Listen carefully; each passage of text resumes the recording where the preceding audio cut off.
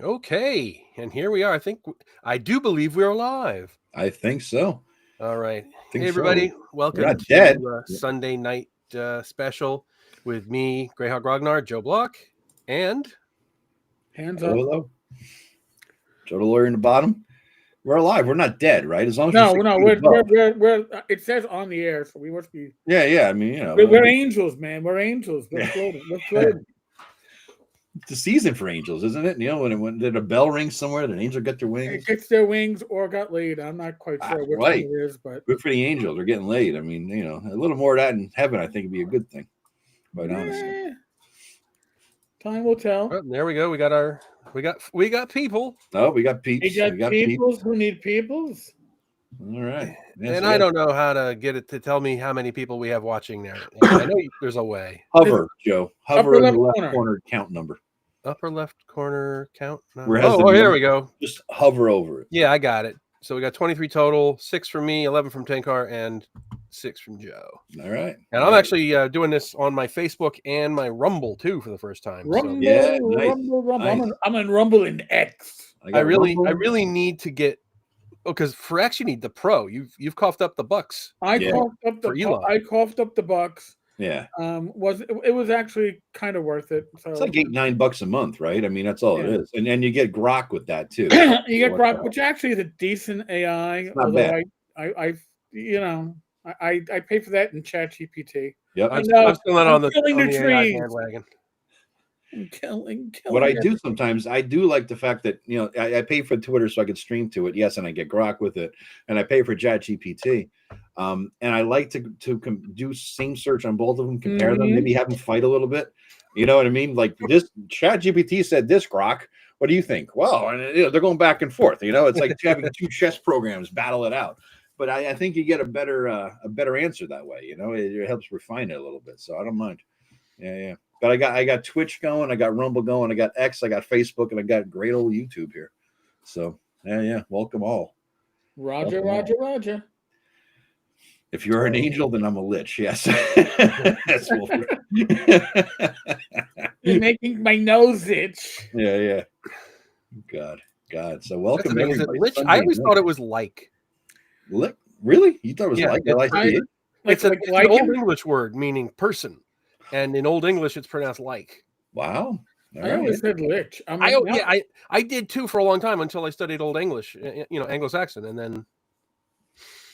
See, now I'm going to have to go niche. Have to ask ChatGPT and Grok which the pronunciation is. Sounds like. Hold on. Mm-hmm. I wonder what. Wolfric, you got to throw Adventures Dark and Deep in there. Okay. Yeah. I never miss it rhymes with the term of a female dog. All right. There we go. Yeah. Who knew?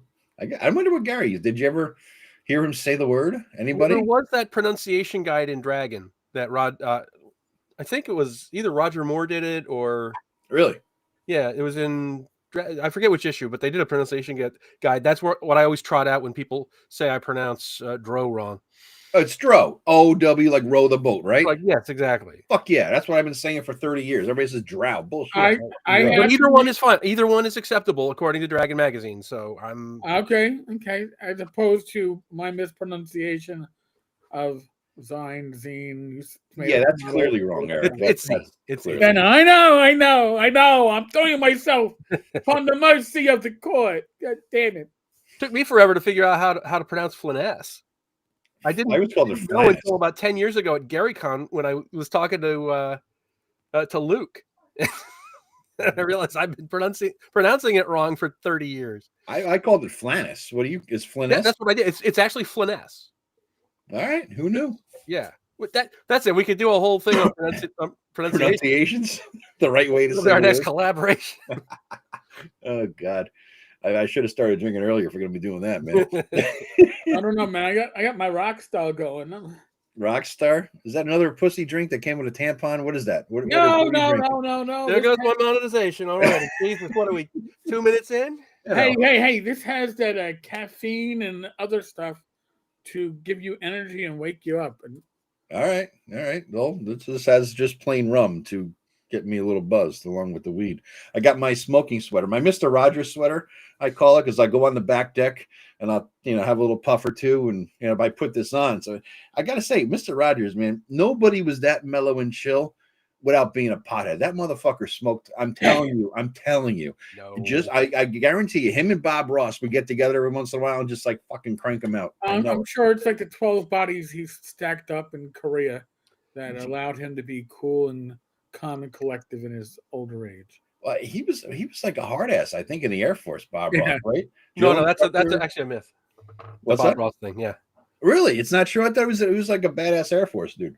Yeah, I think he was in the Air Force, but he was just a guy. A guy. Okay. All right. And the only reason he had his hair like that was because it was just cheaper to not get it cut. So he just let it go. Like me in college, I had it down to my shoulders. Yeah. There you go, man. There you go. Yeah. If I tried that now, I'd look like Benjamin Franklin. You could. That could be part of your thing. Your branding, dude. Yeah. It's as old school as Ben Franklin. I could go around Page in the costume like the guy they had. Yeah. See, I thought he was an Army Ranger, right? He was a badass. Bob Ross. I thought he was an Air Force, some kind of good Air Force badass, though. Who knows? Ed Greenwood says his drow like cow, but he also says either way is acceptable. But Ed Greenwood didn't make the fucking word up, right? Gygax did. So right. I wonder if his first appearance was against the Giants one, right? It was actually in the Monster Manual before that came out. Really? Yeah. All right. Okay. It's like the little footnote under the elf thing. No shit. Was there a pronunciation in there at all? No. That's why they had to have the Dragon magazine article. Bob Ross retired with 20 years in the Air Force. Somebody hit Grok.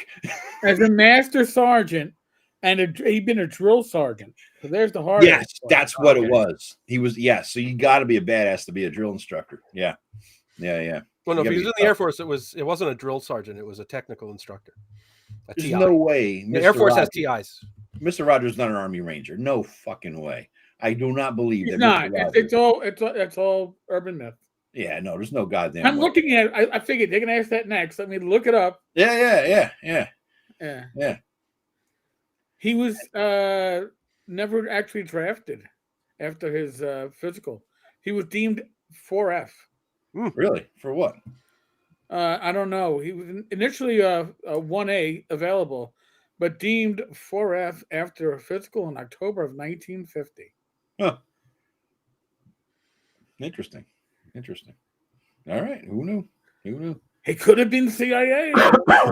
CIA plant Here we to go. corrupt the youth. Yeah. new rumor I'm going to drop right now. Might as well. You're dropping some good ones this week, dude. So, you got like 1 trillion views on this week's rumor, man. Listen, I sat in the initial rumor for that. I sat on for well over a month. Yeah. I needed confirmation. And my source was good. But I need confirmation because even a good source can be hearing of somebody. Do you code name your sources? So you're like just Deep Throat or any of that kind of stuff? You do the whole water. Debbie does Dallas. No. They're all they're my taverners. Okay, the general term is a taverner. But I got multiple, which means not taverner. Taverner. Oh, well, we're from the pronunciations. Okay. Yeah. Which means I had at least 3 people give me substantially similar stories. All right. And they all reached out to me. I was pounding on doors going, "Do you got a story for me? Do you got a story?" Yeah. It was. I'm pretty confident, but in the parts that matched up, there are parts that don't match up that I did not share because. Yeah. I don't know. Yeah, it's interesting, man. I wonder. I wonder what the hell it's going to be. But if what you're talking about is that he's bringing back proficiencies from 2nd edition level stuff, that's a possibility because what else? Terrible. That'd be a terrible mistake. Listen, from a skill system and go back to that. Again, there's a lot. That part is like spitballing, but we do know. Yeah. All right. Or what I'm pretty confident of, they are bringing. They are looking toward AD&D, whether it's 1st edition or 2nd edition, and I say I don't know which because my sources were like. Oh, it's definitely 2nd. Oh, it's definitely 1st. You don't. All right. So shit. Yeah. Somebody's getting, but they're going back to the AD&D era for inspiration at the very least. So what you're saying is they've watched my videos about my 5e hack, and they're like, "Oh my god!" The old school elements into this thing, and they're stealing my fucking shit. That's what you're saying here, right? My ideas, my mojo. They like my vibe. Really, they're jealous. You've already broken in your house and taken photos of the whole thing. You know, it wouldn't be hard. Oh my God! Right here. They sent the Pinkertons. Fucking Pinkerton, Jesus Christ. Please send the Pinkertons. I got weaponry in every room. Please send the Pinkertons. Hello, Pinkertons. Hello. Yeah. Got chocolate for your pillow. You call for weed? For weed? Hello. I don't buy the weed from those guys anymore, dude. My days of meeting behind the dumpster, behind the whatever the fuck store for weed are long, at least 6 years old when they legalized that shit here. Thank God though, because of the fucking fentanyl and everything, man. Oh, Jesus, it started really like getting onto the main radar, and I'm like, no, this is not good. And that's when he legalized Massachusetts. I'm like, I'm going for a drive. Hell with this, man. Hell with this. Yeah, there aren't too many reasons to go to Massachusetts, but that's probably one of them. Total Con's another one. Yes. I would move back to. I lived in Boston for 8 years. I went there for college and I stayed, and I would move back there tomorrow if my wife would let me. Really? She hates it. So much for that. Interesting. I mean, you got a lot more snow up there, Joe. You be shoveling, man. You know. No, you don't. That's just it. You got the T. You don't even need a car. What's that? Oh yeah, that's true. You're talking living downtown. Yeah, I'm living in Boston. Okay, not because Boston, North End, whatever. A weird place. Some people say Boston, they mean downtown. Some people say Boston means the 40 miles around Boston that they consider Boston. Well, the T goes pretty far out from like the middle of town. Yeah. Hey, long shot. You've already pissed him off when he's leaving. Have to call it a night. Give all the channels of you tomorrow. Have a great my red shirt. Oh, Eric striptease. Whoa. Whoa. That's a little nipple in there, man. The button only goes down so far. I can't really striptease. I saw a nip slip in there, Eric. You better watch that. You know. Joe, I'm sorry you're getting excited, man. Hey, I can't help that. The weed is good, dude. What can I say? Interesting fact. My players half are under age 30 plus some old grognards, and they love Greyhawk setting in our Ostrich game. I use the Greyhawk grog. Nice. You can't go wrong with Joe's supplements. No, you can't go wrong, dude. Yeah. So you're going to Total Con, right, this year? Yeah. But you're not. Are you exhibiting or not exhibiting? Right. I'm not vending. I'm going as a guest. I was supposed to go last year and I had COVID. So yeah. But this year I'm going. I'll just be running a bunch of games. I'll probably be running Ogre. I'll be running Mad Archmage. All right. I'll bring cash. You bring your stack of stuff. Just tell me what you want and I'll have it in the car. Whatever you got. Bring it all. By the way, folks, you bring up Mad Archmage. Let me give you a little peek behind the curtain. Tuesday's video, I'm going to be covering 3 mega dungeons. Okay. Stonehell from Michael Curtis. Katma, Castle of the Mad Archmage from our very own Joe Block. And Baramaze by Greg Gillespie. Could they all cover certain different aspects of what makes a mega dungeon? And I thought I would do a good video. So that's going to be Tuesday. That's cool beans. You know? Look at that. We're on top of everything. Yeah, I know. Damn, man. Shit. Well, a video a day, you're killing it, and you're fucking rocking and rolling, man. And you're closing out on 8,000, are you? I passed it. 8,047. Well, yeah, you post like 8 times a day. So no. You've got sources deep within the councils of Watson. The councils of Watson and Hospital. Yeah. So actually, here another tip of the hat to Joe Block. Joe is a smart individual. Okay, he doesn't do what I used to do, which was, oh crap, I gotta get a video up today. Time for me to sit down and do a video. Yeah. And that was like almost like on a daily basis. And I said, you know what? Why don't I just put aside a couple of hours on Sunday and maybe a couple of hours Sunday night or Monday night, and like do 2 or 3 videos at a sitting. Yeah. So then the last half of my week is just me going, oh yeah, that's doing pretty good. I already scheduled it too. I don't have to worry. So that's what I do all my videos on Sunday, and I've actually got my shorts uploaded for a whole month. Okay, now I'm ready to go. Shorts. I do 4 shorts a day, generally speaking. Sometimes 3, but I let those I have to put up like every 2 or 3 days. I'm like, all right, I'm gonna watch a video in the background and just upload. For me, the hardest part is when you have to link it to another video, because when in the little dialogue box it comes up, it shows you all your shorts. It's like, I'm not going to link a short to a short. Just give me all the full length videos, please. Yeah, you got to scroll for a while to get that link. It's a pain. It's a pain. The one thing I do like, I wish ClipGoat, which thank you for turning me on to that, Joe to Eric and Eric to me. Yeah, cool. I wish you could upload a video before it goes live on YouTube and get the clips. You can. How? You upload it to YouTube and you put it to unlisted, and then you can copy the link and put it in there. That's how I do it for my Patreon people. Nice. All right. I did not realize that. So all right. So it's one of the privacy settings is anyone with the link can view. That's unlisted, as opposed to private. Right. Private or just make sure you don't put it in a what do you call it? A list, oh, if you put it in a list, it shows up, even though it's, I did that too. I did it for a year or two, and before I realized that happened. Why? How are people viewing playlist? Stuff? Don't put it in a playlist, that or makes sense. Somebody watching the playlist blow right through it. You have to put it in a private playlist. Don't put it in any playlist. Don't put the playlist until it goes live. All right. And then you can drop it. You can do that afterwards. Yep. All right. Okay. All right. That makes sense. Thank you for coming to my TED Talk.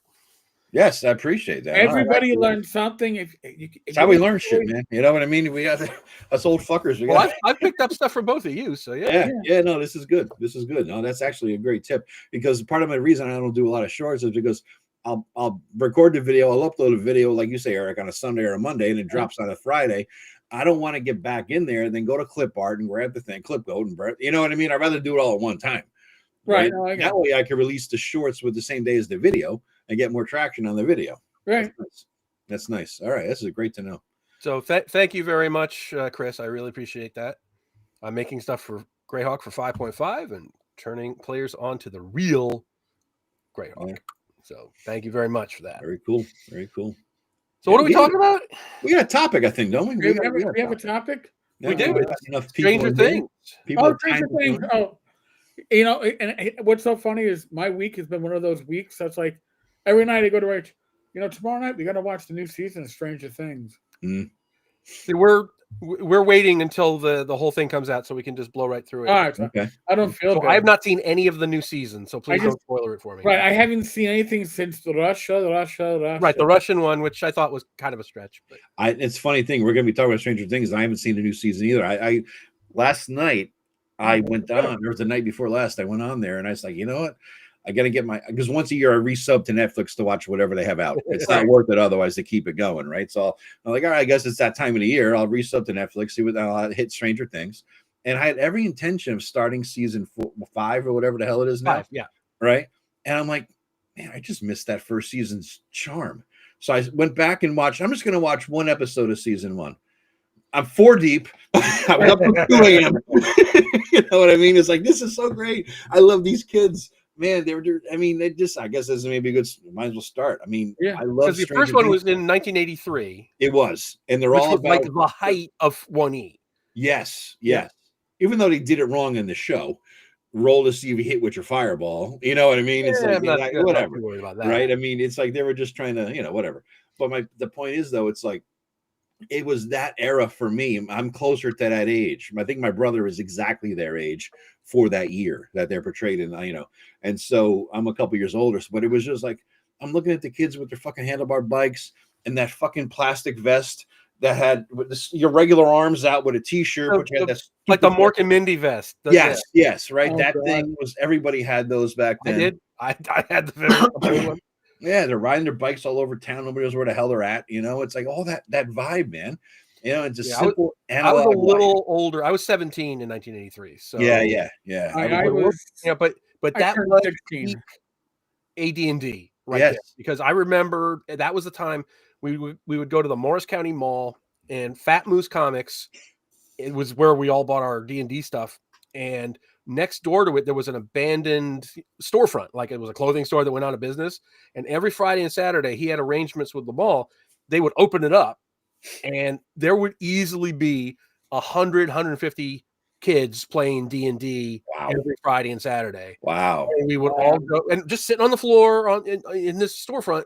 in little groups of 6 and 7, and we'd go to McDonald's, we'd go to the pizzeria, we'd go to the arcade. That was our summer. That was our weekend right there. It was amazing. Yep. That was the core time when we did that. It was phenomenal. Unregistered hyper brought me right back to that. Unregistered hypercam makes a good point that I touched on in my video a little bit, but I don't know if I said it in the right way. He was born in 92. The vibe in season 1 was what I always wanted to experience as a kid. Born in 92, so you're, I don't know how to fuck, like 38, 40, something like that. So you're a younger millennial. You're right in the middle millennial. There is a lot of there's this thing that I heard about, and I checked it out on YouTube. A bunch of people digitized old VHS tapes that were made in the 80s and early 90s, right? And so these VHS tapes with those big fucking heavy cameras and that bag you had to carry for the battery. Yep. And they went around their school, or they videotaped a day in the life, or a couple hours here, a couple hours there, of just them and their friends fucking around being idiots, right? And they uploaded these things to the internet and the YouTube and whatnot. And there's so many kids who are in their young 20s and teens now who are watching these videos with almost like we would watch something from the Dark Ages. Like, oh my God, what is that? But they want and they crave and they love and appreciate. And I think I regret the fact that they don't have an analog life. They've never had an analog life. Yeah. From day one, they've been online, monitored. Everything is digitized. They never had that free-ranging kind of existence, that experiences that we had. Like Gen X is that generation that fully grew up analog and also now lives in a digital world. We have that beautiful nostalgic feeling of what it used to be like. And it's not just, gold fuckers talking about good times. It was truly great times, not living under the fucking mandate and bullshit of a digital world. It's something else. And so I think that's what he's getting at there. But we segued into the digital world, right? We did. We started with phones attached to walls, but we easily transitioned into cell phones. Yeah. Well, you forgot those cordless phones that you used to have with the antenna. Yeah, that anybody with a scanner could listen in on the entire neighborhood's conversations, like a party line. I would talk to the girl I wanted to be my girlfriend. We were friends. Yeah. And we'd be talking, and every once in a while you hear Jose, somebody on the phone with us, Jose. Mm-hmm. That's like, oh geez, we got to disconnect and reconnect. We got that same person. Yep. Yeah, but I mean, it's like it's almost a truism that, or people don't believe it. Yeah, we went out all weekend. Yeah, and we came home for lunch and we came home for dinner, and our parents had no clue where we would drive around the neighborhood on our bikes in packs. And the only way you'd know where anybody was is because you just see a front yard full of bikes. Yep. And that meant we were there somewhere. Yep. Yeah. Or in our case, the woods, the end of the road. We had this huge forest at the end of our road. Nice. And we would just roam around in there all day long. Nice. And you just see all these bicycles at the end of the cul-de-sac. Yeah. And that's how you knew all the kids were in the woods. My mother had found an old bell in this cellar when they moved into this house, and she would, whenever it was time to come home, she would ring this fucking bell. Boom, boom, boom, boom, boom. And the funny thing was that it wasn't that big, this big, but it had the same sound as the ice cream man's bell. And so she's ringing the bell. We knew the difference. It was subtle, but we knew the difference because it's our bell, right? But she rang the fucking bell. We're running home for lunch or dinner, or not to get in trouble for something. And all the other neighborhood kids are running out with $1. Like, where is he? This was also before cell phones. This was when you'd make a collect call and you'd say your name was, please pick me up at the mall. Yeah. Yes. Yes. Yep. Oh God, no, that's something else. But I thoroughly enjoy watching season 1. As we just ramble, this little ramble of a tangent started. Season 1, it just takes me back to those times. And they're cool kids. They're just genuine good kids, right? And you're just enjoying them, watching them be assholes and idiots, and just and they're still the stars of the show, and they're being little heroes.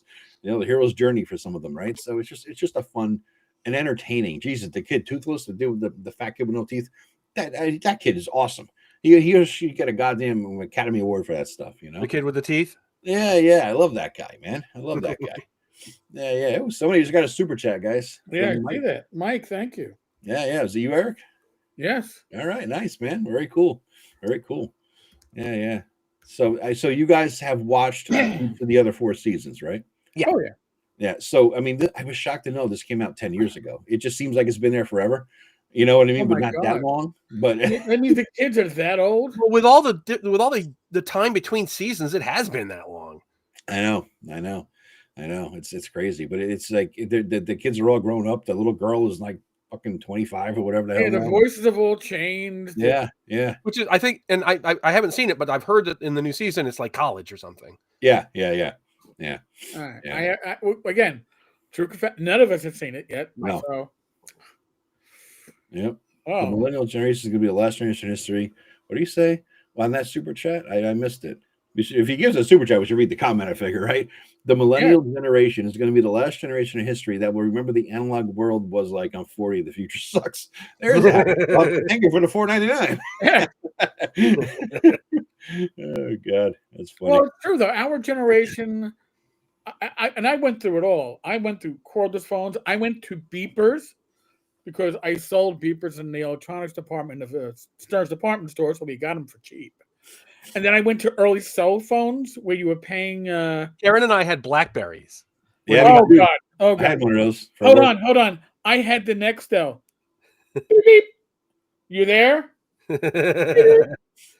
F you. Beep, beep. Okay. Oh God, I remember that. Yeah, and even better, we went from vinyl to cassette. No, from vinyl to 8-track to cassette to CD, and now back to vinyl. I still got. I got totally digital. I mean, I got 2 albums on this. The fuck is that? That's a little USB, and it's a C, USB-C. This is 2 albums on this. I was like, holy crap! So there are people who are they're skipping CD, going, we're gonna go right to thumb drive. There's a Barnes and Noble near me, and they sell CD. I mean, I expected them to sell records, right? LPs, because everybody's in on this shit. Ever since the millennials decided that's the new cool thing to have on your shelf and never listened to. But I was shocked to see a whole rack of CDs. I mean, not like the old days, right? But like there were several hundred CDs there. I'm like, Jesus, man, what? That's I didn't think anybody would go back to CDs. That's a strange thing. Joe and Eric and Joe, please explain. Somebody's demanding that we stick to the topic and shut the fuck up about our nostalgia. No, nice. Chris Lundgren. Joe and Eric and Joe, please explain how Stranger Things helped gather players into the OSR that are not grognards. That's a great question. Yes, it is actually. That's a good. All right, let's get serious. Stop asking good questions. Yeah, damn you. Yeah. Eric, I think you covered this really well in your video. Yeah. Well, thank you. But I think that the nostalgia aspect for people of, when I say our generation, people in their 40s, their 50s, their 60s who may have stepped away from the game. And a lot of times when I talk about OSR, I wrote Swords and Witchery Light. I wrote 4 pages with the idea of, here's an easy way to get back into gaming. Nobody's going to grab those 4 pages and teach themselves how to play. Mm-hmm. But those 4 pages, you're going to go, I remember this. Yeah. Oh, and the 4 pages, I remember enough, like riding a bike, I can keep going. And I think that for a lot of people, there's a reason why the Stranger Things box set, which it's actually on that shelf behind me, that isn't behind me. But that Stranger Things box set is meant to look like it's old and been on your shelf for years. Mm-hmm. Because they're not selling that to new players.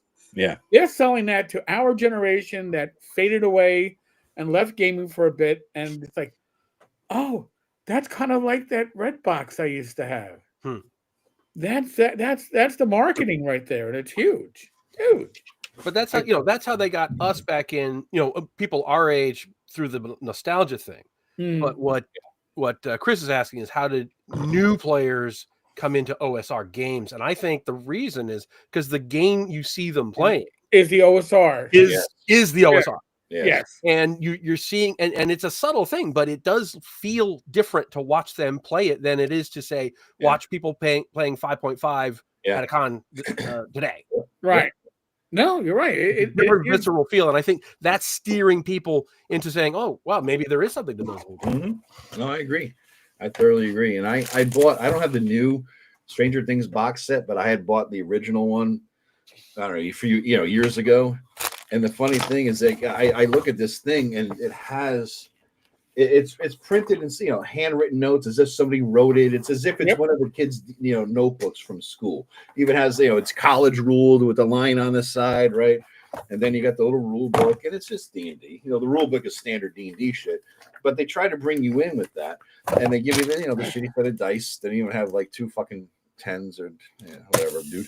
But the funny thing is they give you a Demogorgon little figure, and last night. I was running a game for my brother, my friend Pete, and they're over my place. And because they're over here, I have so much shit I could bring out, like minis and things like that. So I was prepared. And there was a demon escaped from whatever the Warlock Circle, and they had to kill it because it's rampaging through the poor village or whatever. And of course, the demon was what? The Demogorgon mini that I put out there, right? And so I put it out, and then you come up across and blah, blah, blah, and it looks like it's this. It was like, Demogorgon, not Demogorgon. It looks nothing like Demogorgon, but it's Demogorgon from Stranger Things, and we all recognize that, right? Yep. And so it has this cool crossover nostalgia thing. We know it's not Demogorgon, but it's just fucking Stranger Things fun. It was a good time. It was a good laugh, and they had a good time killing his ass. So it was a good deal, man. Oh God, not Demogorgon. I know it's not Demogorgon. Les Ender's channel on YouTube spent 2+ years documenting his teenage friends in the mid-'80s. Wow, that's interesting. Wow. Shark, I believe that the Gygax estate owns the rights to Gore the Rogue novels. Makes sense. And amazingly, the host already said that. So. Sorry. Oh, all right. I only just caught up to that when I was like, a lot of talk. I'm missing some of this stuff too. Yeah, I'm tempted by the Hellfire Club box set. It's wearing the old Trey dress, but it's a skin suit. Tim, we did a live stream a week or two ago. He did a live unboxing of it. He went through it. So if you want to check Tim's old live stream from a week or two ago, you'll check it out. The new Welcome to the Hellfire Club starter set is so retro looking inside. It's scary, especially the modules for 5.5. Yeah, when Tim unboxed it, we saw that. It was really kind of cool, actually. If you like yours, that won't blow your mind. It's interesting. I mean, it's a starter set for 2024, though, right? So it's got that kind of shit baked in. I got the 2024 PHB. I'm not gonna. No. It's just I'm tapping out of official Wizards of the Coast shit. Joe, you can't mix 2014 and 2024. It's like Ghostbusters. You mix the across the streams. And they told you can't. Listen, they're totally compatible. 2014 and 2024 is totally compatible, but you can't mix the books at the table. Does that make any sense? Does that make any retarded? Sense? That's why they're going to do his fucking 6th edition, man. I mean, even they must realize on some level it's goddamn retarded. Well, I mean, the 2024, I mean, fine, whatever. Nobody needed it. Nobody asked for it. No. Everybody was perfectly happy with the 2014, except for Hasbro because they weren't selling as many books. You know who needed it? No. Wizards needed it for a VTT basis because some things are into the 2020 and the 2014 required DM interpretation. They needed to get all that stuff out of there so their AI DM nonsense could make it work, right?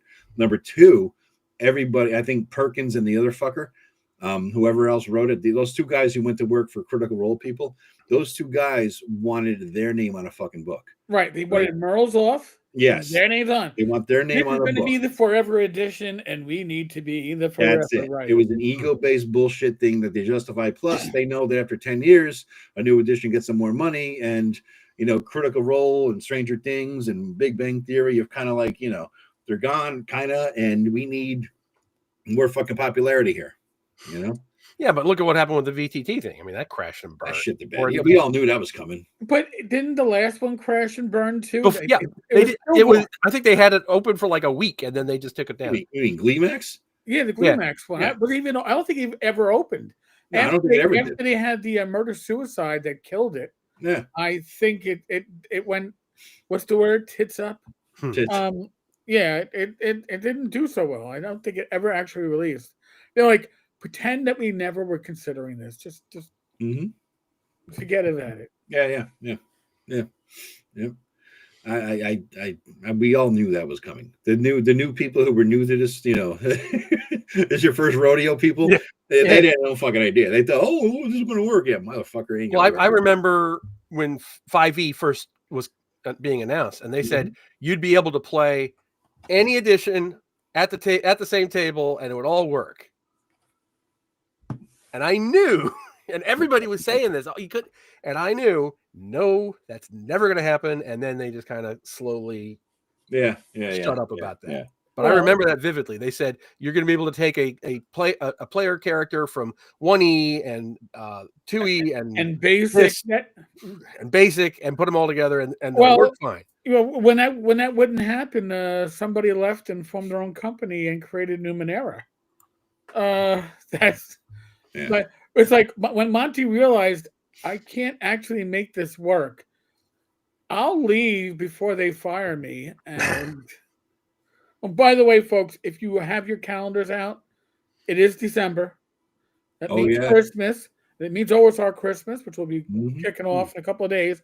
However, it also means if you're a Hasbro WotC aficionado, it means break out the stockings. So there's a lot of coal coming out. I don't think there's anybody left, dude. Yeah, who's left to fire? I think there's just one person who handles the independent contractors.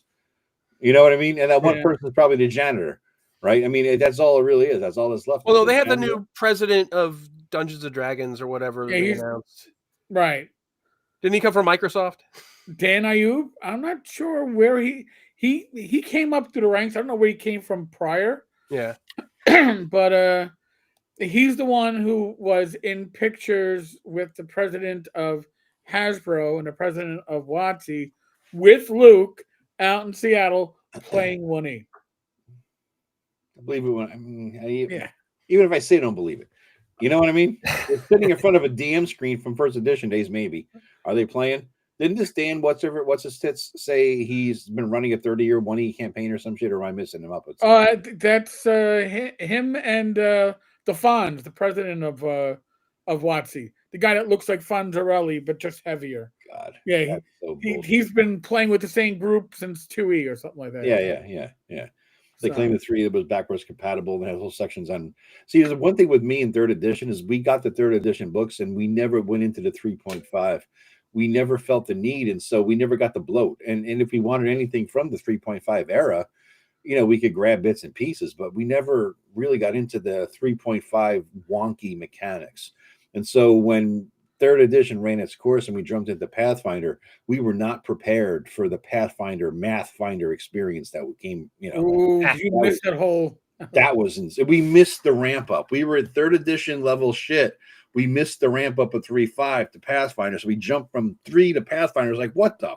We had spreadsheets going for character sheets. It was insane. We literally had to have a laptop at the table to have a spreadsheet going for shit. It was insane, man. It was nuts. No, you really can't believe a word a wizard says. I think they're full of shit on so many levels. Like even for 5th edition, when they said feats are optional, I'm like, if you put it in the book and you tell a player they can't use it, you lose your players. It's not fucking optional, That was like the complete player's handbooks back in the 2E days. They're optional. No, they're not. You're telling me these are player handbooks. Yeah. Complete. Yeah. If I'm going to be playing the complete 2E, I got to add this unplay tested shite in my game. Didn't they do that for 1E too? At the end, they had like the black border books. Or the black border books were at the end of 2E. Or the 2E ones. Okay, those were the 2E ones. Skills and powers. That's it. Yeah. The one about magical swords was kind of interesting, but those. That was like D&D 2.5 or something. That's what I call it. Yeah, the black books. They for whatever reason. I mean, they reorganized the content for the 2.5 core books, right? And it made it better organized, but it was any benefit to the organization was completely countered 1,000 times more negatively by that shit art they had in there. That was pure shit. That art in 2.5 books. And I'm not even an art guy, as you all know. I don't. But that was negative art. It was like negative charisma art. It was terrible, man. Whoa, another $4.99 from somebody there. Mike, again, back in the day, my friends and I used to scream Demigorgon at each other every time we had an encounter. Nice. It's like kids today sitting 6'7". So Eric and Joe the lawyer. So Joe, you must shut up apparently on this question. Yeah, you don't count. Or Eric and the Joes. Eric and the Joes. Eric, which system is better to run a Stranger Things setting adventure? Kids on bikes or dark places and Demogorgons? BX or any of the BX derived systems. Now I know why Joe's excluded, because he would say his own system. All right. Adventures Dark and Deep. Good for what ails you. I'm going to say BX. Honestly, if you're going to run something that's that loosey-goosey, I'm going to say BX. And I know the systems you're talking about. I think I own them in PDF, and I've probably never done more than go, oh, yeah, I'll never run this. So there's an honest answer. But if I gotta say, Eric, and this is maybe I've never even talked about this with you or anybody, but when people say BX, it always means the two books, Basic Expert and Old School Essentials and Labyrinth Lord, or even Lamentations without some of the weird Rajiisms in there. It's fucking BX, right? I mean, it's all it is. I think it's Labyrinth Lord reskinned with some Rajiisms, right? But I started not with BX. I started in '84, and I started with advanced D&D for one day, and then the kid said I needed to get the basic box set to start with basic, so I got Menser. And to me, Menser, I thought was a better starter book set, whatever, than BX, because it's skewed younger. It was age 10 and up, and I think the way he laid it out and presented it with the sample adventures and all that kind of stuff, for me, that's my sweet spot, right? And I'm going to push back on that, because I started with Holmes Basic. Okay. And it was absolutely written for AD&D. no, for beginners. Yeah. It from the very beginning, it spelled out exactly what you were supposed to do and how you were supposed to play the game. Mm-hmm. And it's the first half of that book is all just advice, and it's brilliant. And I love what somebody did. I forget who. Somebody did it because originally it only went from levels 1 through 3, and somebody took it to like level 12. Right. In a book, I forget who did it. It was I think it was a hardback Blue of it. Home, or what's that? Blue Home? Blue Home 77. Yeah, I got and that it's great, man. I would love to if somebody was running that at a con. I would play that in a heartbeat. To me, it's too simple of a game in the way the Homes, but I don't know. But more my thing it's intended to be, though. It's intended to be for beginners. Yeah. Rather than being its own thing. But what I liked about Beck Me, the red box, was that you had the beautiful introduction to it, and it talked at your 10-year-old, 12-year-old, 14-year-old level. And then you had the whole, if you do this, go to this number thing. And then you got to either save the girl or the girl died. You know what I mean? And that whole play by numbers D&D really got you the lesson of how to do it. And you could do it multiple times to try to save the girl, right? If she died the first time, Bargle killed her. I mean, to this day, I had kill Bargle, exactly. Kill Bargle. I had the nemesis of my brother's big campaign from a couple of years ago when he's like 20 level wizard, and the nemesis dude was fucking Bargle. And he's like, I get to kill Bargle. After all these years, 40 years later, I get to kill fucking Bargle. It's fantastic, man. Alina was awesome. Alina the cleric, yes, and Bargle. I mean, you use names. That form-fitting chainmail, hell yeah. I very much like it. Yeah. But by the way, it's funny. I just got a text from my wife. My wife's in the hospital, and I just got a text from her saying, "Did you watch Stranger Things without me?" Oh God, you're in trouble. You're in trouble, dude. You're in trouble. By the way, I missed the beginning when we all said we hadn't seen any of season 5 yet. So it's funny. She's not watching. She's supposed to be. I didn't start with basic. I started with 1E back in like Christmas of 79, 80. That break.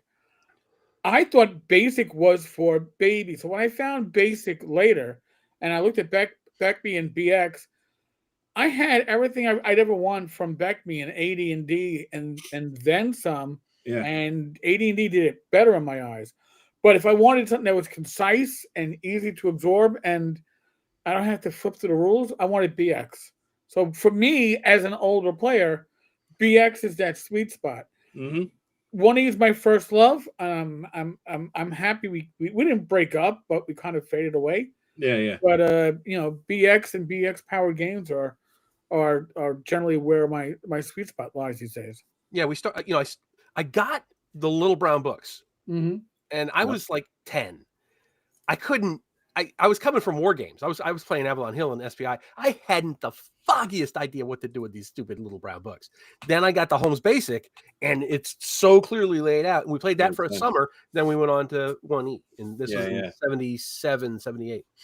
Yep. A Shrine to the Martyred St. Helena into Dolmenwood. That's fantastic. That's awesome, dude. That's a great little fucking nugget for people who are into that thing. I love that. Oh, we did get a question. We did on another topic. Yeah. How much importance do we place with your characters' backstories when DMing? Do you incorporate them in your adventures, or do you ignore them? I got a lot on that to talk about, you guys. I do too. So you can. How about my perspective is less is more. You should have nuggets in the backstory. That's fine. You can have seeds in the backstory. That's fine. If you're taking a whole plant and garden and telling me that this is your backstory, I'm going to ignore the shit out of it. Yeah. Give me seeds I can work with. Awesome. Give me a whole vegetable plot with flowers and fruit trees, and I will probably plow it under and you'll never see it again. Is that a good analogy? I tell the characters, I tell the players, first of all, what weird arrogance do you have? I don't tell them this, but what weird arrogance do you fucking have that you think you could write a dramatic 8-page backstory for a world that I've created that you don't know nothing about, and that you can't possibly know how that would fit? So you're demanding me to create a world or my setting to match your bullshit backstory. Number one. Number two, give me, if you had that grand of a fucking journey in your life, you've already had the hero's journey, your 20th level, you might as well fucking retire. You don't want to why roll up a character, right? Number three, you are a nobody from nowhere who had a shit job. If you had a good job, why would you want to jump into dark holes in the ground and fucking fight undead and evil shit? Your job sucks so fucking bad, or you were so bad at it that you decided to be a fucking lunatic who jumps in holes in the ground to kill things like dragons, right? And so give me the nuggets. Give me you worked for you were the third assistant to the dude who fished, you skinned fish or something. You descaled fish. Maybe that justifies wanting to be an adventurer. Give me, what's your economic background? Where are you from? Give me a couple sentences that mean nothing, and that will not only mean nothing, but that will not force other players to do anything because of your stupid fucking backstory. Like, go save your daughter who was adopted by kidnapped by orcs last year, right? I don't give a fuck about your daughter who was kidnapped by orcs if you just wrote it in your backstory. It doesn't exist in my world. So why would you possibly want to force other players to jump and do some nonsense like that? Give me some nuggets and I will work it into my world and try to make some meaning for it around you, right? That's what I'll do with it. So that's my rant on backstories. And for me, shut up. Your backstory is what happens between levels 1 and 4. Nice. That's your backstory. Welcome to it. Perfect. There you go. Perfect, man. I'm still looking for a girlfriend who looks like Morgan so I could get her a chainmail shirt and a longsword. Oh, God. There was a chick back in the day. She was in my building, and she was kind of crazy. I knew crazy because crazy eyes, right? And she was nuts. And I said to her, "This is, goth club in New Haven, blah blah blah. You want to go?" It was beyond a goth club. It was where any frequent. You talk about like BDSM and exhibitionists and every crazy ass fucking thing you could imagine went to this place. And she was a crazy bitch, so I figured she'd go. And she goes, "Yeah, what should I wear?" I said, "I don't know. What do you got? You think gothy?" She goes, "I got this chainmail shirt that I made myself." I'm like, oh, you're my chick. You're crazier than I thought, man. Let me see that shit. So yeah, I was like, damn, she went down there. It was a good time. She's a fun girl. Yeah. Anyway, that's my chainmail bikini story about girls in real life. Yeah. Steve Cavadas, that is the ideal backstory. You give me that, I will give you 100 XP to start. You give me that backstory. There you go. Poor, still to survive, and I want to be rich. Done. Done. That's the story of America right there in a nutshell, man. Yeah. Oh, God. 3-page minimum. You're more generous than me, Dave Mills. You're more generous. I'm hoping he was being sarcastic when he said I think so. Because I think he says 60 to 90 pages tops. All right. Yeah, that's got to be facetious. A little bit. Jesus. Question all right. Rob's not here, so we'll have to do the best we can with that snolly question. You see that, Joe? With the who with the what now? Snoil. Question to all. I hear Oh, here the we old Judges Guild. You mean this? You mean this thing here from Goodman Games? Yeah. I mean, it's good. They did it. They whatever inconsistency they old Goodman Games always does, like, let's do a reprint of the original the best we can. They do some essays in there, and then they put out their own 5e version of it. So if you want to play a 5e version, it might be worth it. I think the latter box sets, I'm not sure if this one is one of them, but I believe the latter box sets you can get a PDF. Whereas the earlier box sets, the 1 through 5 here, I don't think that's in PDF. I think some of these are, though. I don't think. In fact, I was next to Goodman Games at Mepicon. I was vending there, and the guy next to me was vending for them, and he had some of those editions still. But if you find them, grab them because they're out of print. They're not really. They lost the license. They're not making it anymore. Oh boy. Oh yeah, for all the TSR / WotC stuff. Yes, that's the first 4 or the first 5. Wow. That's why they've pivoted. The Judges Guild stuff, yeah. The Judges Guild stuff. So all these are out of print here. These ones here. Yep. Yeah. They're worth a mint. And I don't think they're making a lot of the Judges Guild ones either. The Temple 2, that's out of print. No more. Yeah. Element of Evil, yeah. Dark Tower. That explains why. Yeah.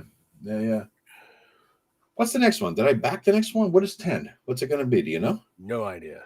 I only got the Greyhawk ones because that's all I care about.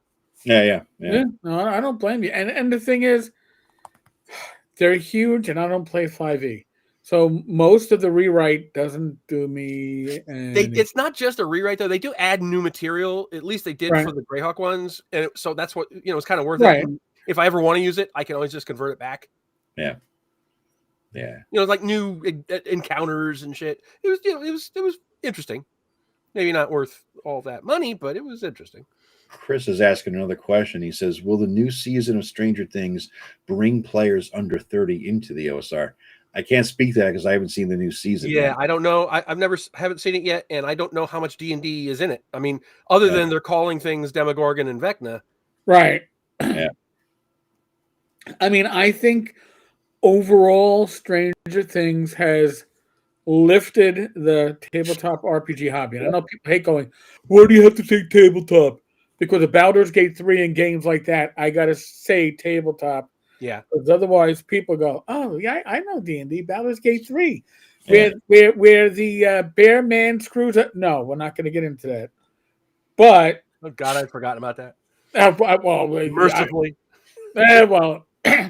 But I think that it's going to, again, give a lift to the OSR? Yeah. But not the lift that was given with season 1. I think season 1 was a huge lift, and now this is all kind of like it's a reminder lift. Reminder lift, yes. Yeah, it's a reminder. Oh yeah, D&D. We haven't played in a couple of years. And I gotta go back to the fact that they take so freaking long between seasons. Yeah. Was it 3 years or some nonsense? I think so. Yeah. I don't see, and this is just a television thing because they do the same thing with other things. I mean, House of the Dragon is the same way. Yeah.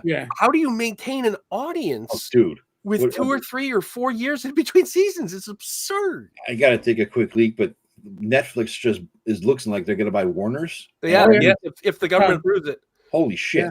I mean, that's game changing right there. Well, that's HBO. But there'll be 2 different services, by the way, Netflix and bullshit and Max. Yeah, just like Hulu and Disney Plus are going to be different. My ass, they're like this, man. Oh no, but you're going to pay different amount. You're going to pay for both.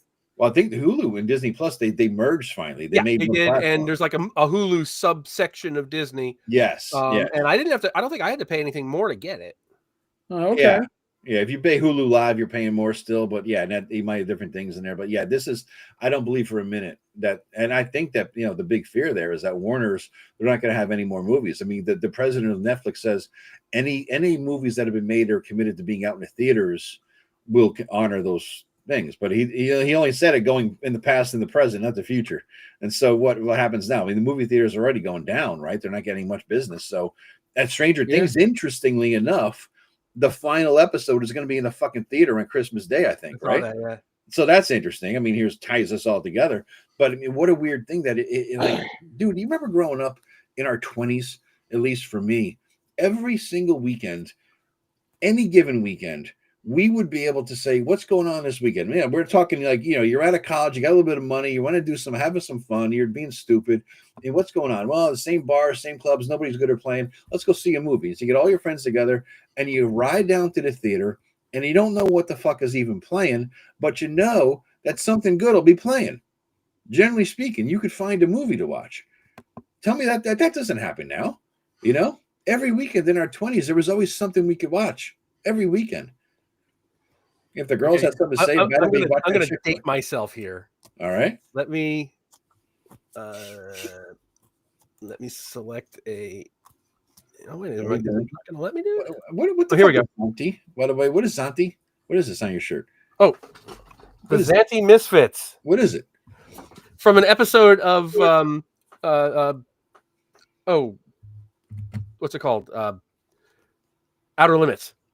Oh, but right. the Zanti Misfits were like these ant things, but the guy who made the shirt did it in the Misfits, like the band. The band, yeah. All right, okay. All right. So let me just show this real quick. This is how old I am. All right, what we got here? Christmas tree, Cinema's Info, 1970s era. We can barely hear it, but I'm seeing.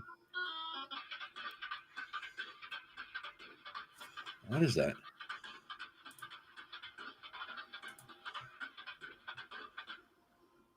Yeah, that's just. What is that though, dude? That was the intro they played before every movie in my theater. Jesus. That. Jesus. Yeah. No, I mean, but back then we had a little bit of intro, maybe a couple of previews. Now you got 25 minutes of fucking commercials before a movie starts. They even specify that now. Yeah, the movie will start approximately 30 minutes after the time given. Yeah. That's all I care about. Yeah. I'm going to drop out and drop back in because apparently I'm having mic issues. Yeah, Eric, you just got weird on the mic there. Now you were low before. I boosted your mic, but I'm going to pop out and pop in. Okay. While he does that, I'm going to go take a quick leak. Oh, it's all you. It's all you, man. The Joe Show. Okay.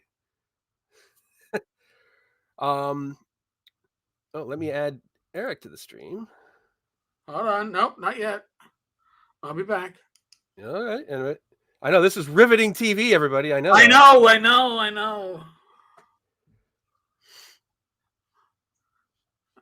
Yeah, back exactly. Knucklebones. It was when you had to call to see what the movies were on the thing. Yeah, and you'd have to sit through it, and if you missed the one you were looking for, you had to listen to the whole thing again. I remember that. Danzig did not, as far as I know, get any cut of this. This was actually made by a good friend of my channel for his channel. He's got this merch thing a little bit here and there. So I just thought it was very clever with the font. I'm a font guy. So alrighty. So Joe's out. Okay, so you got me. Babylon. Here we go. Babylon 5. You're right up my alley here. As Babylon 5 was Warner Brothers, will Netflix allow Straczynski to go ahead with the reboot? That's a great question. I have no clue about the Babylon 5 reboot. I do know that they Warner Brothers is going ahead with their DCU stuff, so I can't imagine they're not going to be having movies in the theater. Yeah, but here's the thing, Joe. Here's the thing with that DCU thing. What's his face? Who's running the show? What's his name? Asshole. Not you, him. Tells whatever the fuck a guy is running a DCU now. He only has a contract that goes through 2027. That's it. If like Superman didn't do. Oh, right. Yeah, he moved from Marvel to DC. Yeah, James Gunn. James Gunn. His contract goes to 2027, right? And so he did not get anything near what they wanted to get for Superman. It is debatable whether it lost money or made money, right? I haven't seen it. Then I saw it with the kids because, but I didn't like it that much. I didn't care about it that much. And Supergirl looks ghastly. It's terrible. I mean, she's a hot chick, but who gives a fuck, right? And so you look at James Gunn's Superman was shit, right? Warner's lost money on that, I think, right? When it all comes down. The next movie is going to be, it's a Supergirl movie and he's doing some other dumbass shit. He's not going to make money. James Gunn is a one-trick pony.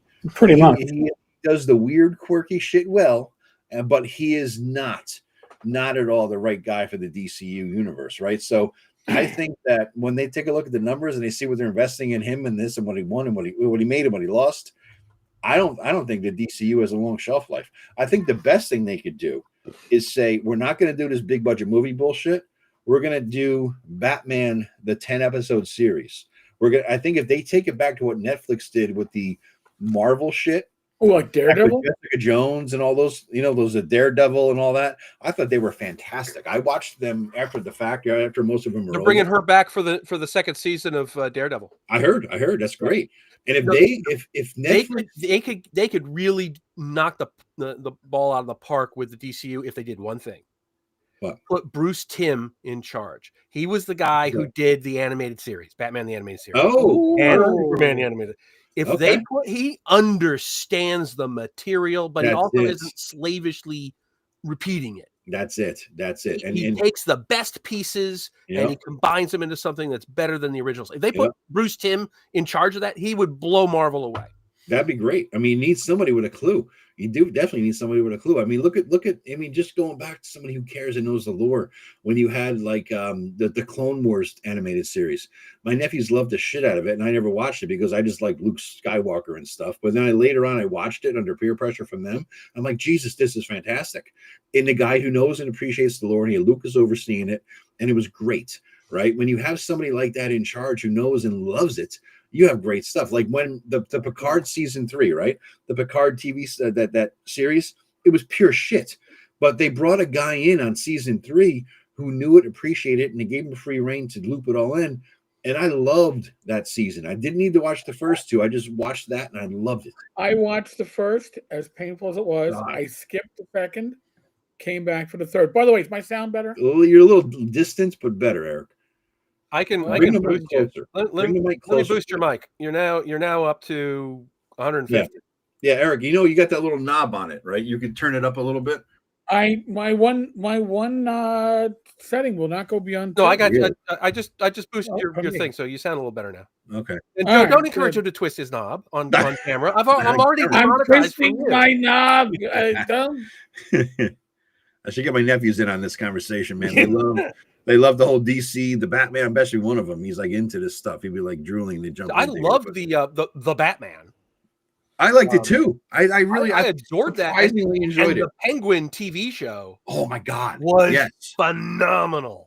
I couldn't believe how much I loved that show. It was just what I wanted. It was like Sopranos in Gotham.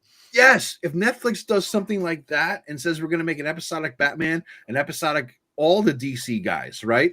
Make it episodic, 10 episodes a season for each of them, the 4 main ones: Batman, Superman, Wonder Woman, fucking even Green Lantern, maybe. Fuck the Flash if they're going to bring the Ezra bullshit asshole back. But get a Flash in there, and you do this whole fucking thing, and then every couple years you bring them together for the Justice League movie, and then you go back to the episodic series.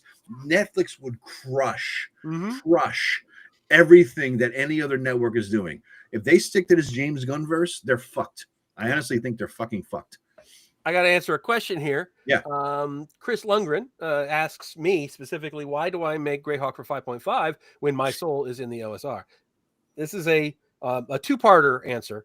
The reason I make Greyhawk for 5.5 is because that's the only way I'm allowed to make Greyhawk with the name Greyhawk on it on DM's Guild. It must be for 5.5. Okay. And that's just that's the rule of DM's Guild. It has to be for whatever the latest edition is, and fine, I will play by those rules. Yeah. Plus that's what all the kids, I have to have something for the kids to buy at the cons. Yeah. Yeah. You gotta make money. The second half of your answer is that I'm also publishing what I call Greyheim Adventures.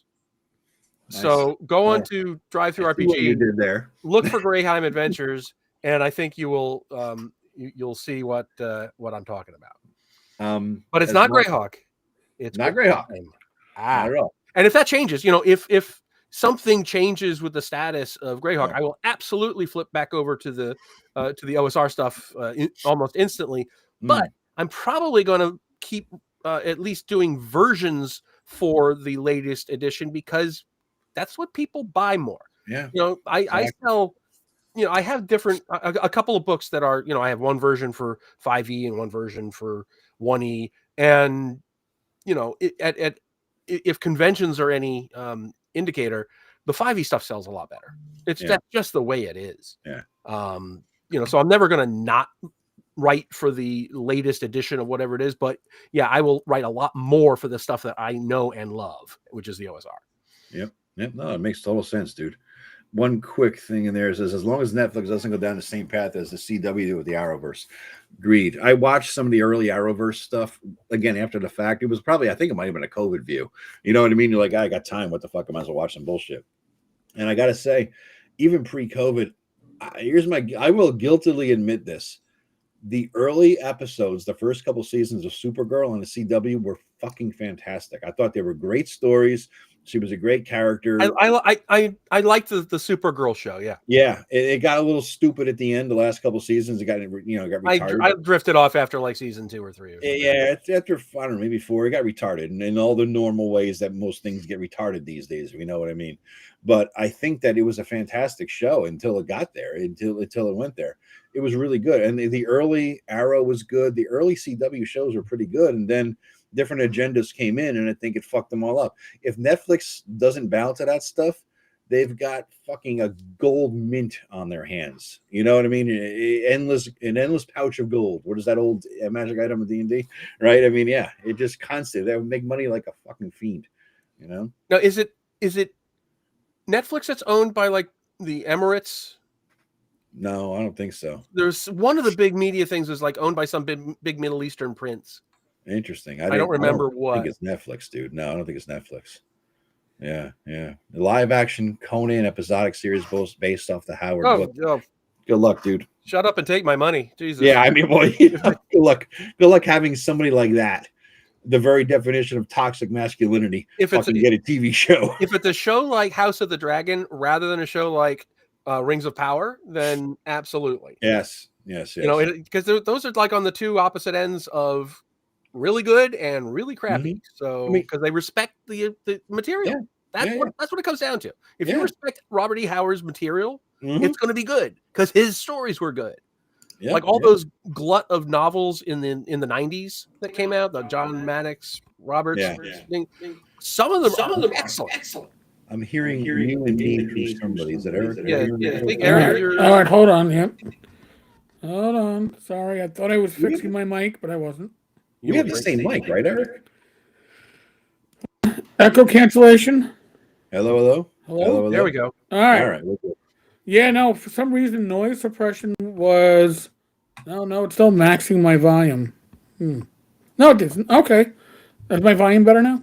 It's loud. Yeah, it's good. You'd think he does this for a living, folks. This is... He has 4,000 fucking videos on his goddamn channel. Here's the thing. I installed new speakers earlier this evening. Oh, okay. That'll give it that'll do it. So we shall see. I had a lot of issues when I upgraded because Windows made me. We will no longer give you any upgrades or security features on Windows 10. I had to do it at 11. All kinds of messiness going on there. It took me a weekend to figure shit out, again. Yeah. I've still got one laptop that uses 10. I don't care. Okay. It works. That's all I need. Yeah. I'm on OS X. What can I tell you? Cool voice effect for DMing, but not good for a podcast. You got that regular girl. Hey, Joe, how many people we got? Judging by the comments, we were rocking. 68 people. Yeah. The vast majority of whom are coming from Eric. Yeah, he's the live dude. I only live stream 4, 5, 6 times a week. That's all. I only got 11 on mine watching. It looks like so.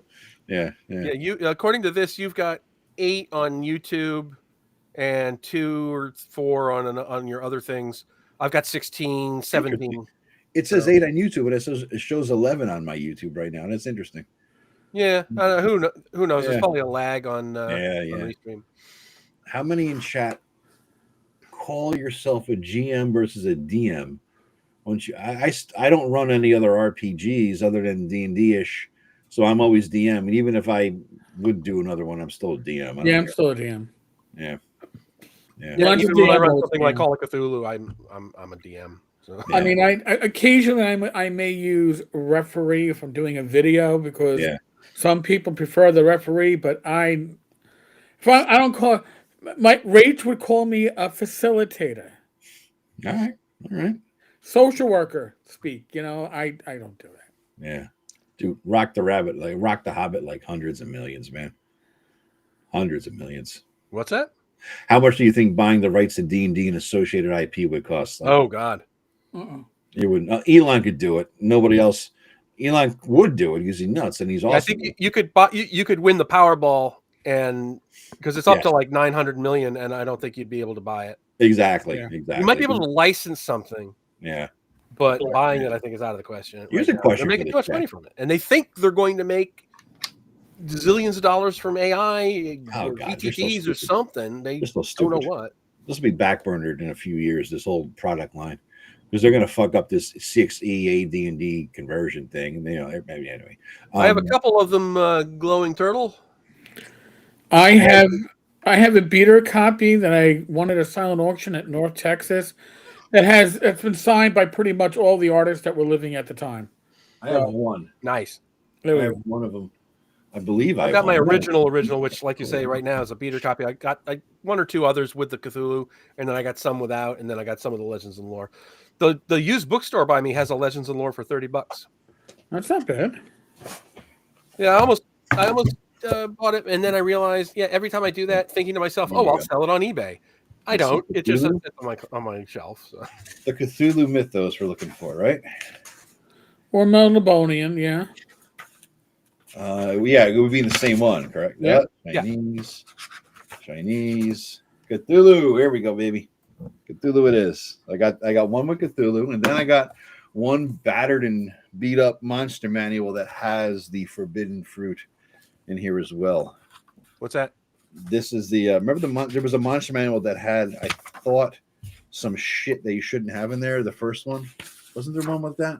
No, that was the little brown books. Had treants. Oh, okay. And Balrogs. Gotcha. But that didn't make it into the monster manual. Okay. I thought one of the monster manuals had shit that you shouldn't have in it. No. That was Monsters and Magic or whatever. What's it called? Monsters and Treasure. Monsters and Treasure.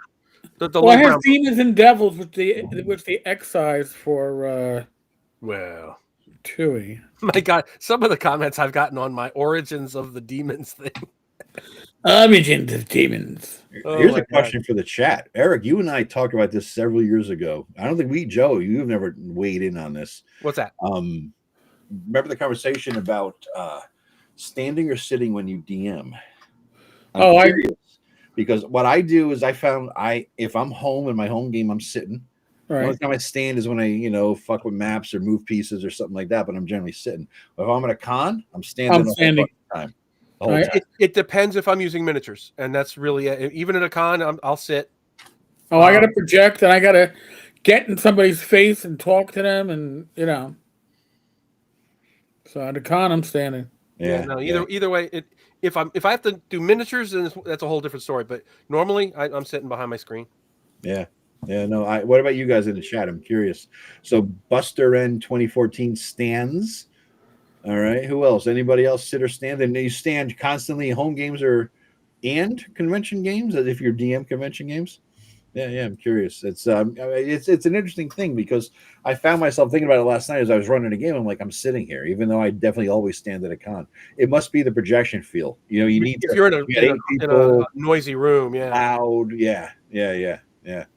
Yep. Funny you always say that. Use a DM screen.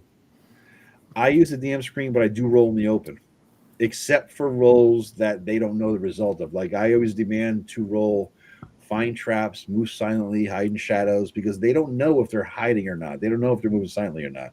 Unless they roll one, then I tell them they fell on their face or broke a stick or something, right?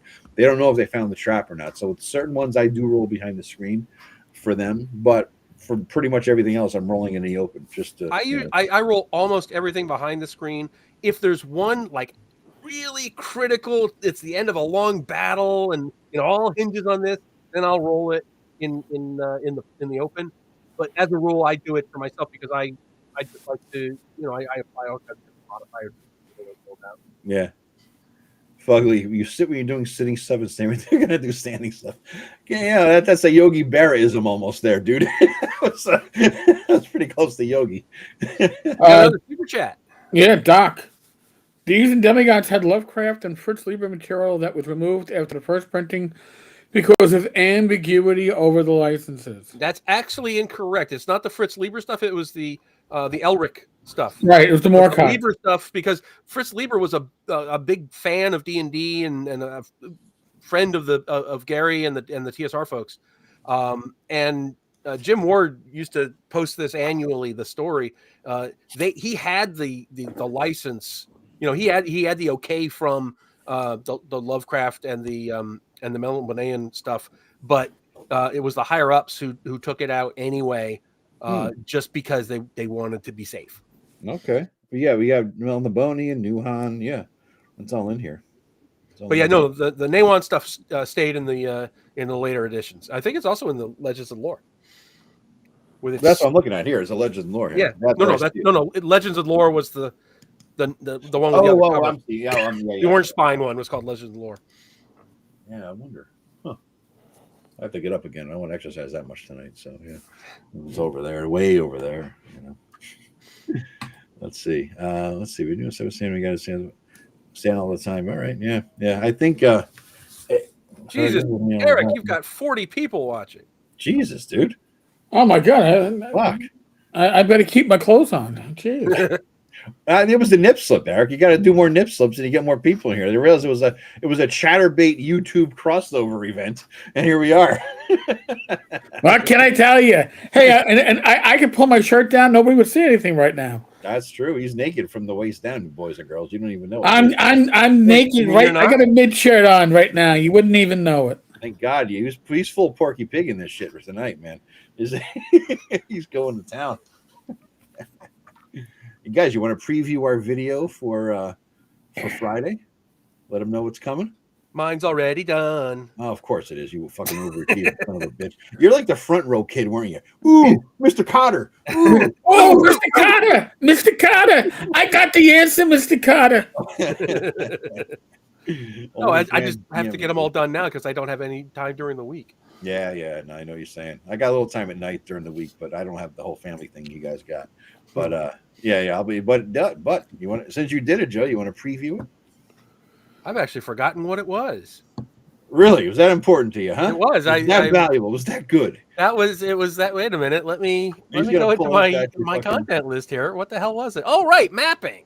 Mapping in D&D. Mapping in D&D. Mapping. In other words, do you describe the rooms and the dungeon to the players and have them draw it? Right. They gotta hope they get it right, or do you just fuck it, I'll just draw it myself? See, you're gonna have to wait until 4:00 on Friday to get the right answer. Right. Hey, I'm gonna be one of those assholes that goes, well, it depends. Are you running at a con? Are you running on a VTT? Or are you running in your home game? So I'll try to keep it under 8 minutes because these guys like shorter videos. I come in at 10. I hear complaints, not from my viewers, but I hear complaints from these two. What is this? What, you overachieving? It's like you guys are also because mine always go at 4:00. All my videos drop at 4:00. You guys are going earlier, and it's like you're competing with each other. I'm usually 12 or 1, depending on the day. Sometimes one is going to be like 5:30 a.m. and it's Joe likes to do 11:30 now. I've noticed that. 11:30, but he did the wrong day. I did do the wrong day. I dropped the goddamn video. I recorded it pre-midnight on Thursday night, but by the time I fucked with it, thumbnailed it, blah blah blah, put it out there, and I was doing some other things, it was after midnight, and so I said I'm going to drop it tomorrow, which means. Yeah. Like, God damn it. I started this process. It was Thursday. Now it's Saturday all of a sudden. Time warped. So I had to change that up. Thanks for telling me. That's why I dropped it past noon. It was originally scheduled for 11:30 or 12, and I ended up having to drop it past noon on that day normally. I do it early because my YouTube dashboard algorithm thingy told me that most of my people start watching at 11:30 on a Friday. So that's the unemployed alcoholics. That's where that's it. They're day drinkers. Yeah. Are day drinkers, and they will start watching when I would start day drinking at 11:30 a.m. Because God damn it, it's 6 o'clock. They are your people, so yeah, you got. God damn, if my pub was still open, I'd have that issue. That was a great pub, Eric. Oh my God! We never got a game going there. You want to do a con there? Remember? You want to do a small con there? But then COVID, they gave up their catering room, and I was like, we even called it. We had a name. It was called PubCon. Yeah, it was going to be called PubCon. It was going to be like limited to like 100 people or 75. Yeah, people. 75. 75 would have been comfortable. Invite only PubCon. It would have been. Imagine that, an invite only con, right? I mean, that doesn't happen. You know what I'm saying? There's invite only areas or rooms in cons, but never an invite only con. That'd be like everybody want to get their ticket to go to that thing, man. Oh, there are invite only cons. You've just never been invited.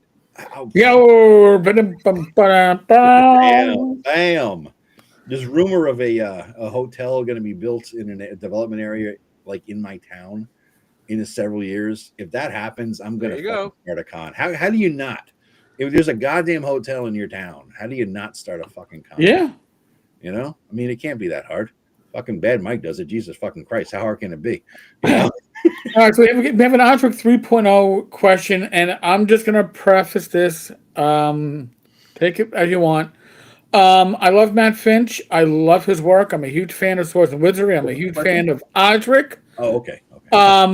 I cannot read anything from the Swords and Wizardry box set on without breaking out my readers, and I refuse to.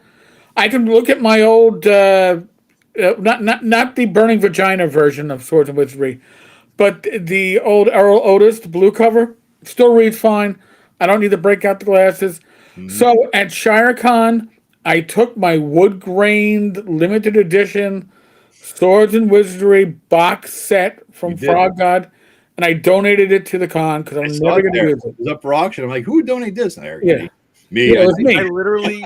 I had the same problem with my own books. Really? So when I redid the rule books, part of the reason they're so massive is because I increased the font size. Because I was having trouble reading my own books. I didn't think a spine could be that thick on a book and still fucking hold together. That massive. I mean, if you put the books in front of your chest and like that's AC 5 right there. You know what I mean? You're good to go on an ascending AC. The crazy thing is at Mepicon, I sold like 10 times as many of those as I did of the light. Really? I had like boxes of the light rules. I sold some, but I sold out of the core rule book. Interesting. It was crazy. Interesting. That's wild, dude.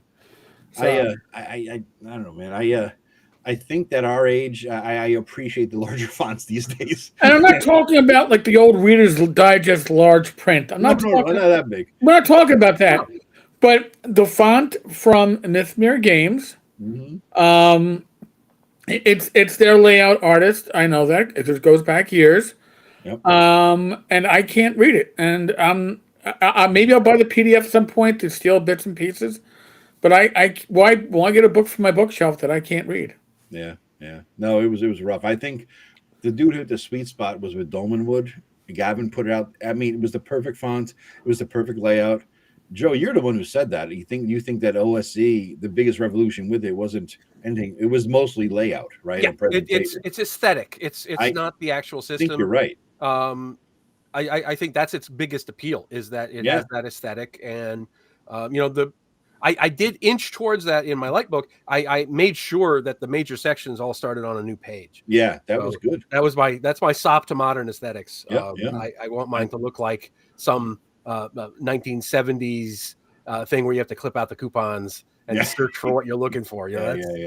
Chris, when I saw the new Swords and Wizardry Complete coming out, and I saw I wasn't going to be able to read it, I figured it was going to be the same for the Osric. It's not bad, Eric. It's not the Swords and Wizardry Complete. The one I got, but wasn't bad. I was just I was so used to everything coming out from Nithmir that I couldn't read.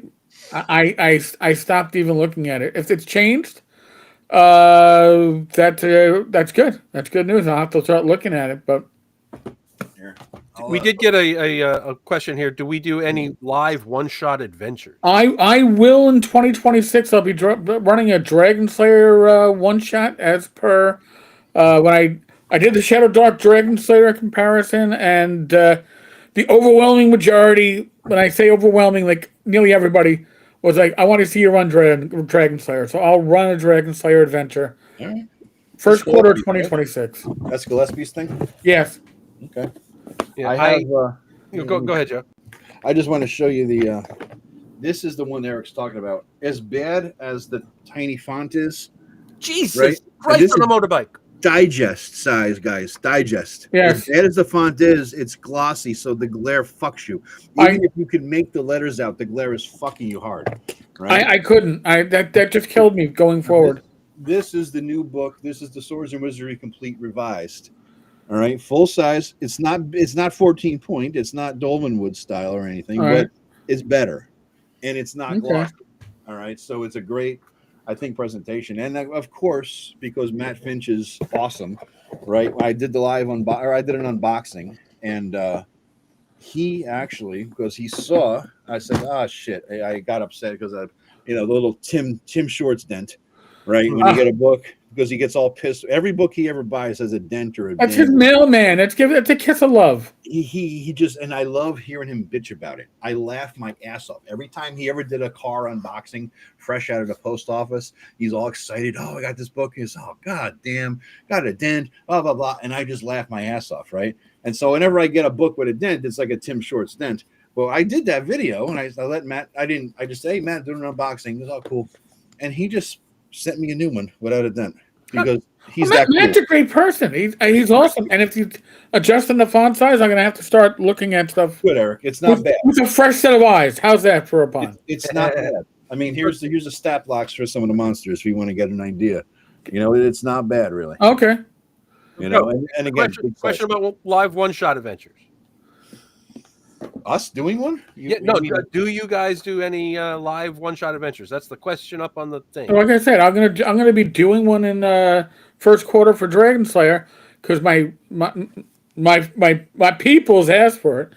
But generally speaking, I've only done on my channel. We've done 2 one-shot adventures for Shadow Dark.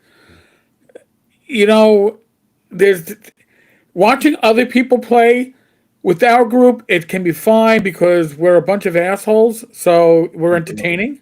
Yeah. But if you do it with a bunch of randos, it may be like watching milk curdle. Yeah. I mean, it can be tough. So choose your. I'm going to watch a one-shot live stream very carefully if your time is valuable. Joe, I did the one with Eric, right? We've done not one shots, but I played in a lot of games live on the Monday night with Tim and those guys. Right. But I know that we had a couple one shots, Eric, back in the day. I was like, when Matt, I suggested, hey Matt, why don't you run the Shadow Dark thing everybody's talking about? Because Matt was all, even though it was more than a 3-word game system, he was into it, right? So and so he ran it for us. And we broke our vow to never go live running a game because we were a bunch of old people who would get canceled. And later on, it was actually a fun time. And yes, I ran to Kelsey. She loved it. She loved it. She says that she told me when people want to learn how to play, as an example of gameplay, she refers them to our video, which was fantastic. Fantastic thing. So we had a good time playing. I remember that time too. People were saying, "Oh, you're already house ruling. You haven't even played it yet." I said, dude, look at this channel. We have 300 plus years of experience right here. We can fucking house rule before we play a game, all right? Yeah, and I loathe playing online. I play the technical answer to the question is yes, I do live one-shot adventures all the time because I run games at conventions. I loathe playing online. I have tried it. I actively dislike it. And I don't know what it is. It's just not for me. I want that individual, I want to be able to see people across the table. I want to have that visceral experience. I just do not like playing online. That's just me. And I don't think that's ever going to change, but who knows?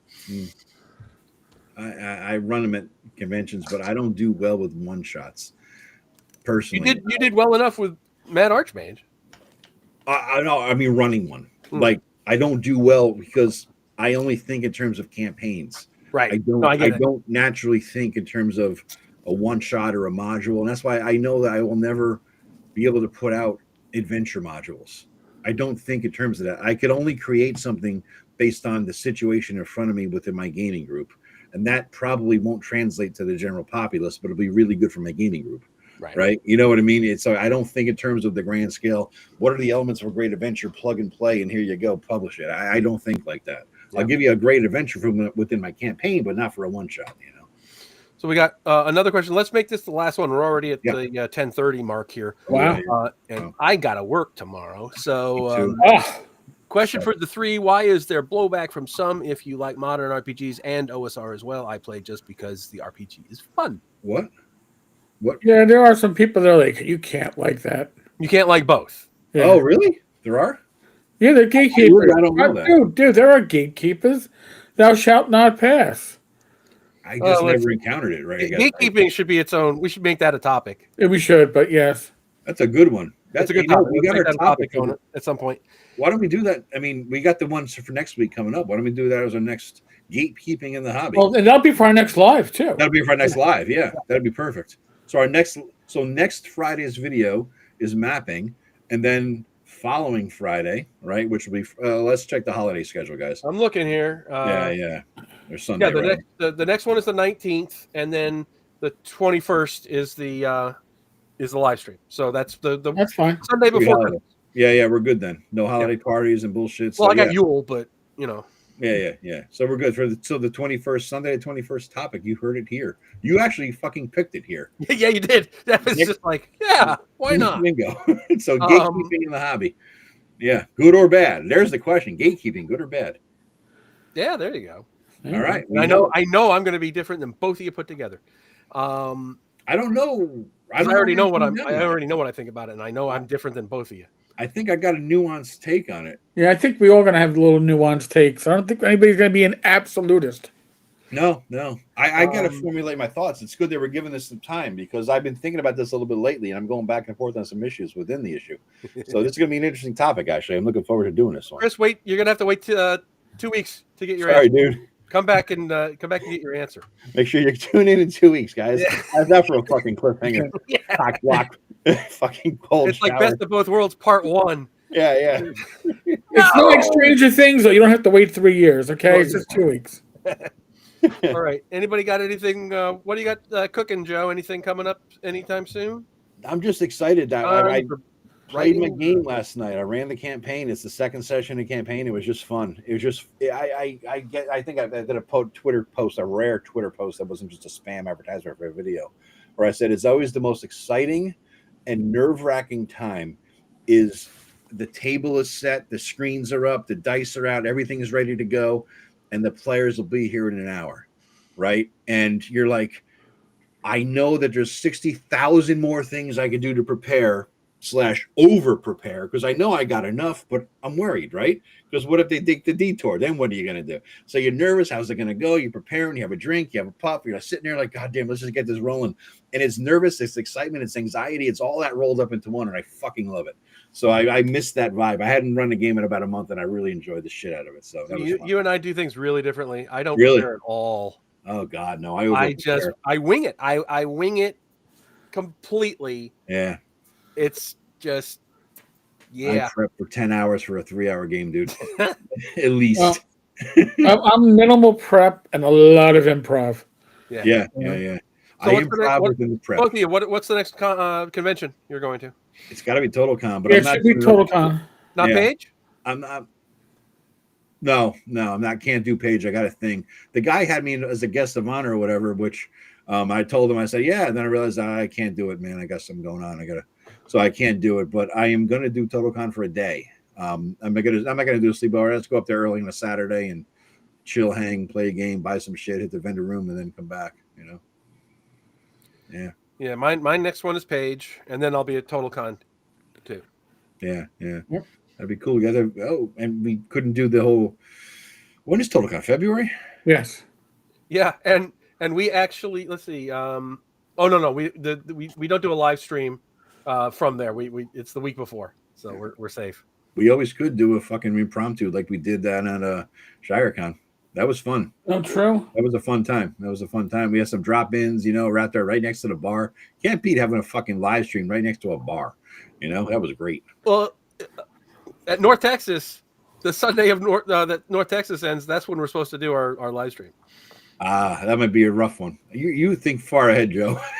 I'm looking at my calendar. I've got my whole 2026 convention schedule all set already. Jesus Christ. Yeah, you're definitely a little planner, more of a planner than me. I'm a project manager in real life. Of course I do this. That explains so fucking much. I have Gantt charts shit. And I know what I have to do. And... You just give me the last piece of this jigsaw puzzle that made the entire picture come to life. I understand. I am an IT project manager. I live for schedules and status reports. Now I get it. Thank you for that little nugget of information. I thought you were a programmer or something. I didn't realize that, dude. All right. Now we get it. Now I get it. It all came together right there. On that note, everybody. Yeah.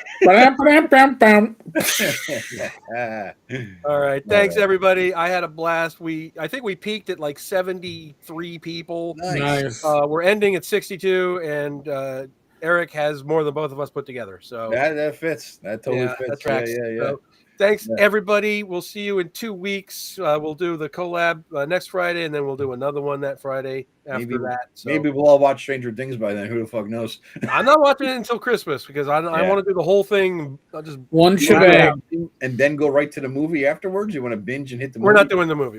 No. I'm not going to spend $50 to watch an episode. You're gonna wait till it comes out on Netflix or whatever. Yeah. The fuck. Okay, I got you. I'm not gonna spend $50. It might be 3 days later when Netflix rolls. You know what I mean? So you're good to go. I'll risk it. Yeah. Probably January 1st to be New Year's Eve watching that shit. You know the way. Yeah, we're probably gonna we'll blow through it. Yeah.